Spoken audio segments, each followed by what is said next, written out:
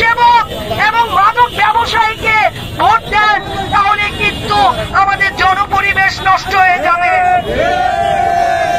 আপনাদেরকে বলতেছি, ভালোভাবে জেনে নেন, ওই পরিষদের চেয়ারটা খুব সম্মানী চেয়ার এবং খুব ওই জায়গাটা থাকবে স্বচ্ছ। আপনারা যদি ইচ্ছা করে, আপনারা যদি মনে করেন যে ভোট দিবেন, আপনারা চিন্তা ভাবনা করে দেখবেন যে কিভাবে ওইখানে মাদক সেবক এবং মাদক ব্যবসায়ীকে ভোট দেওয়া হয়। এই কাজটা আপনারা দয়া করে করবেন না। ভোটের একটা দিন আপনারা নষ্ট করবেন না। একটা দিন যদি আপনারা ভুল করে ঘর থেকে না বের হন, তাহলে কিন্তু জাল ভোট হবে। দয়া করে এই কাজটা আপনারা করবেন না।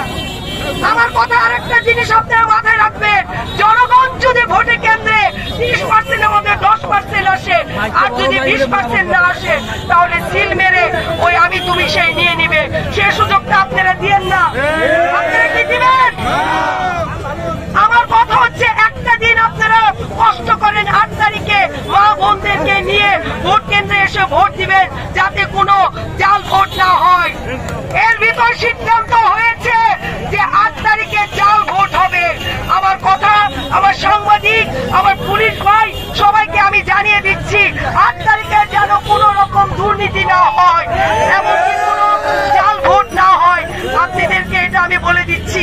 আপনারা কষ্ট করবেন না, আপনারা কষ্ট করে মা বোনদেরকে নিয়ে 8 তারিখে যাবেন না, যাতে কোনো জাল ভোট না হয়। এই সুযোগটা আপনারা করে দিবেন না, তাহলে আবার 5 বছর পর থেকে হবে।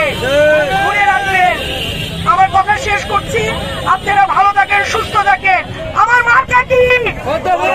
আমার মার্কা কি? আমার নাম কি? ধন্যবাদ সবাইকে। ভালো থাকেন, সুস্থ থাকেন।